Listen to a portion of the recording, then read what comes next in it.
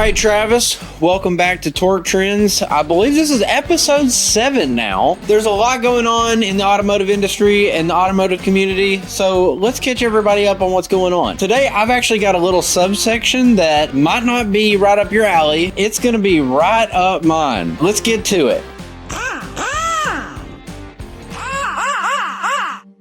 I seen this truck called Shortcake, started reading up on it, had me lost because I started looking at it and it looked kind of like, a Blazer, but in a Ford package. Very obviously not a Bronco, but they didn't make the trucks like this, and so I got more looking into it, and it was actually the old F-100s and a Bronco rear merged together. Actually, I scratched that. It is not a Bronco rear. It's the van rear, which we'll get more into. Absolutely love how they did the air suspension, and looks like an amp we've got going on here. So you got all of your internal stuff hiding under the seat. Yeah, that's a real clean way to go about it. That OEM plus look, as if that was to come from the factory, which looks like that's kind of the whole style. This is like their version of the Blazer. You got, the original donor, the OG Ranger, the F-100, as well as they use one of the vans for the roof and the back.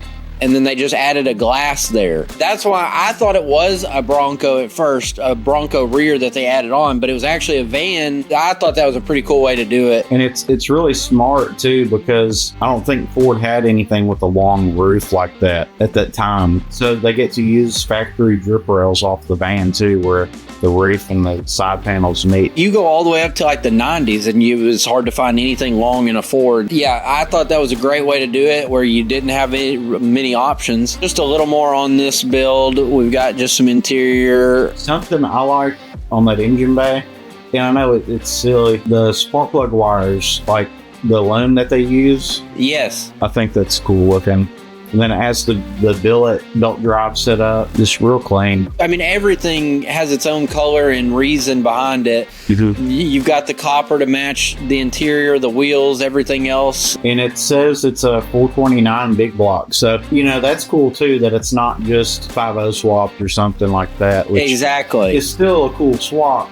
But having that factory plus feel, it's cool that they kept a big block. Yeah, you can see this in 20 years when the 5.0 is probably not even being used anymore, and you're still going to be like, this is pretty cool. Right, yeah. And it still fits for the period. So I thought this was pretty cool. He even went as far as designing it down to like a drawing to start with, which to me, that is where you actually get into the real builds, is when you get into if you start with some concept art and going into it what you want. The body lines are there and it's going to work before you spend all these hours, and it's not going to look right.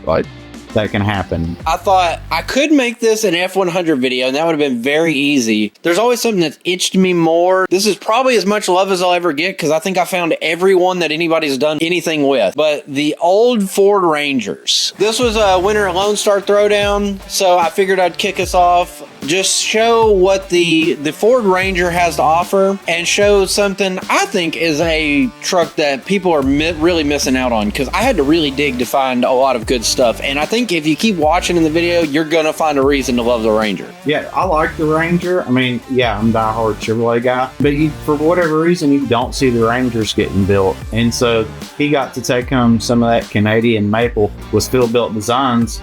And the funny part of it is, I believe the guy that owns this is also from Canada, that came all the way down to Conroe, Texas to participate. Had to come all the way down from Canada to win a trophy from Canada. To get a trophy from Canada. But yeah, this one to me felt like a good start because it is wild. Yeah, it's not going to get dated. It's got the graphics, which are kind of more of a modern take on the classic graphics you saw in the 90s. The ground effects, I don't know, those maybe off Explorer maybe, but they look right. Modified to the Ranger. Completely agree. And now going from, a very clean, very realistic build, I thought you would love this. To me was a blast from the past, as good as it gets. So 1990 Ford Ranger customized 2 ways. This was called Two-Faced. See what we've got here with old Two-Face. I don't want to over talk on this one. I want to get your opinion and see what you think on Two-Face, because to me this is right up,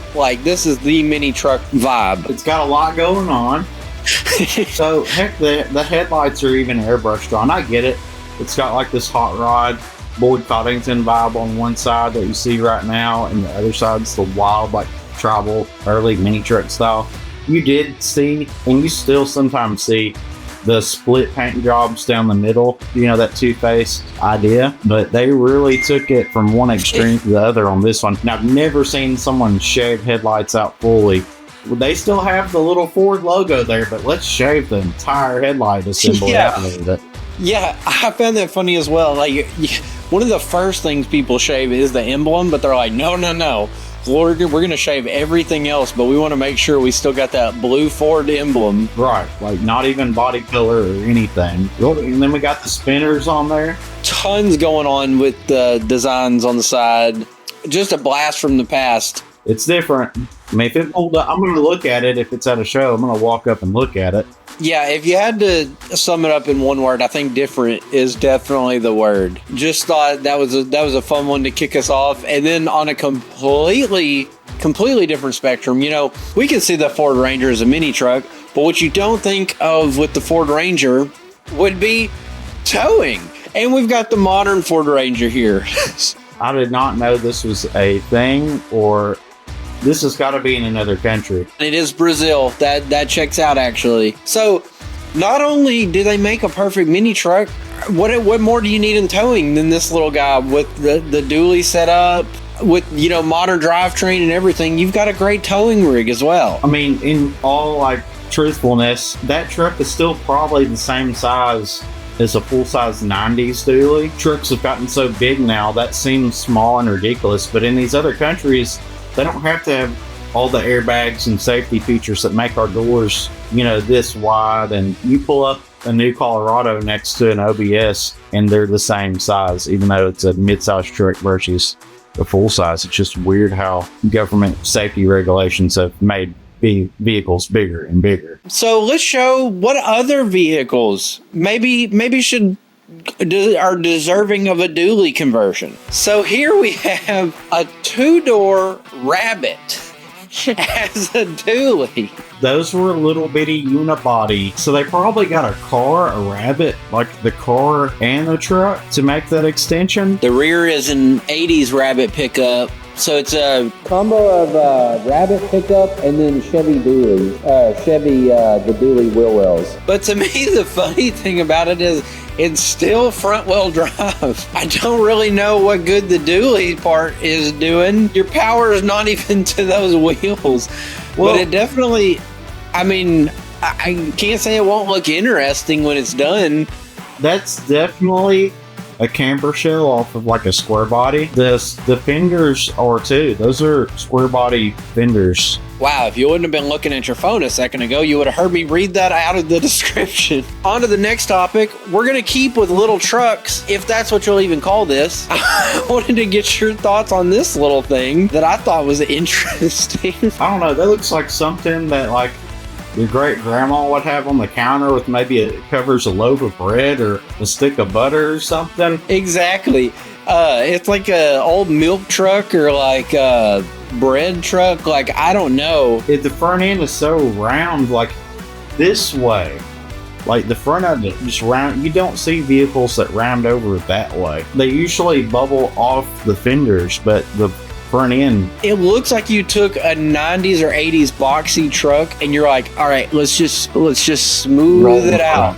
And then you just kept rolling until you had all round shapes out of it. Yeah. So I thought that, just a fun little vehicle that I wanted to bring attention to. Just wanted to show how capable the Ranger is of any activities you want. So now you think, well, yeah, I can tow whatever I want, but what if I just want a nice relaxing weekend? They didn't make many 4-door Rangers that at best you had a crew cab. Well, I've got the perfect solution for you. This rare dually fiberglass camper is the ultimate Ford Ranger. If this just doesn't scream the perfect place to cook meth, I don't know what does. You've got this old door just sticking out. The shape really is they didn't really know where they wanted what, so they just kind of bubbled it out and had fun with it. But this was actually the roll along. They made several different sizes of these. Yeah, I just wanted to show the Ford Ranger roll along, and I think we've got more pictures here that show the interior. The interior to me is the best part. I do like the interior combo, yeah. The stripes going down, the color choices, just the little floor shifter. I'm loving it. I like the canvas, like to raise the roof on it, so it looks like you could actually sleep up there at the very front with the tent area raised, and that table will drop down. And I wouldn't be surprised if that almost makes a queen size bed once it's old. Like the table's lowered and everything. So yeah, take the family to the beach and sleep on it too. You even got a bathroom in the little Ford Ranger. You can wash your feet while you take a dump. Yeah, then we've got a shot of the seats folded down. You're getting smiles. You're getting just probably not a lot of miles per gallon, but you're just having a good time. Maybe that's not big enough for you, but you got a big family. What are you trying to do here? We've got the full camper. You get the full-size RVs, you're just compensating. Like, you don't need that much RV, even for a big family. What are you trying to do? This is really all you need in a rig, if you ask me. You've got a full kitchen going on here with all these drawers in a little Ford Ranger package. Like, it just... Oh, wait, I this is... I didn't even see this before, but... only selling because it is a stick shift, and I don't know how to drive one. Where are they located? In Wisconsin. Okay. Around Mount Pleasant, that'd be a great... I could see just enjoying this. If you're around that area and you bought this, I know you got just a sweet rig out of it. You could eat a lot of cheese in that thing and cruise the state. That's hauling a family in style right there. That's business in the front, party in the back. Just two things to take a break from the Rangers. Let all that soak in of how just the utility of the Ranger. To me, this is like right up the 90s, the anime lovers, the comic book enjoyers. But let's hear from someone that didn't grow up in that kind of world. I'm not a reader, y'all. I looked at car magazines as a kid and flipped through Jackson Summit catalogs. That's the closest thing to a comic I got. But I understand the style. I've seen a lot of people starting to do it lately. Some people do it good and some people don't. I'll just say that. But it does have that pixelated, painted look. If you squint, it kind of looks like it's cut out of a piece of paper, which is the look they're going for. One thing I really liked about this one is it's not just like you see a lot of people do this. They'll do a flat color and then they think, well, I'll do a Sharpie style and make it look very comic book because that's also easy to do in your garage. But what this one did different is they at least thought out the colors, and so you've got some kind of patchwork that would be more comic book styling going on, and I hadn't seen that. People do it and it almost looks like a camo pattern. Exactly. They have the lighter color on the top edges for the most part, like on the top of the fender there where it's extended, and then the dark color on the side where the sun wouldn't be hitting it. That's what you would do in a painting. Exactly. And it's almost like they did it as not low quality, but low detail patina. It's in the same pattern that you would see patina that actually looks like out of a comic book. It's probably a trend thing. We'll see it come and go, over the next year or two. Now, for something that I don't think was ever a trend, but maybe their intention was for this to become the trend. I really want to know if you've ever seen this. Now, I don't know what it is in. Okay. Yeah, that makes sense. This is what people thought the future was going to be. I'm just trying to figure out what brand it is. Mazda MX-81. Okay. Everybody dabbled in that weird, what's the future, space sage thing. I'm assuming the steering wheel just rubs around the gauges is what it looks like. At first I thought those were buttons, but it looks like it just chunk. And I don't know what's going on in this ad picture, but there's a game even on the dash. I don't think that's a game. I think that's what they thought futuristic graphics looked like. Yeah, maybe that was kind of like the old Nissans that would show your speed in a graphs. Right. Yeah, maybe that's what that is you're seeing part of the performance of the car in the graph. I don't know. We've at least got to, let's see if anybody in the comments can explain how it drives. The rubber band looking thing around the monitor is the steering wheel. It's sort of a track that allows it to rotate around the display. You're eating, and your piece of Dorito gets stuck in the little track. and then you can't rotate it. Imagine if you had to have an airbag in there and that piece of glass just burst into your face. They definitely had their sights set on the future, but I think they missed the mark on this. But what didn't miss the mark is the Ford Ranger. You want to travel and you want to be able to do anything you want. You want to be able to get over anything, and the space isn't the issue. You just want to be able to get to where you want to camp. Well, we already know the Ford Ranger can do that too. We've seen this done before, and this is, in my opinion, this to me is the ideal Ford Ranger body. It doesn't matter what your conditions are. The Danger Ranger is ready to commit. Just wanted to show another example of the Ford Ranger doing it all. One of the greatest old trucks as far as looks go. I love the blockiness of them, and I love, same with the S10. I love that you got that square, aggressive look, but in a small package. Like, in looking at it,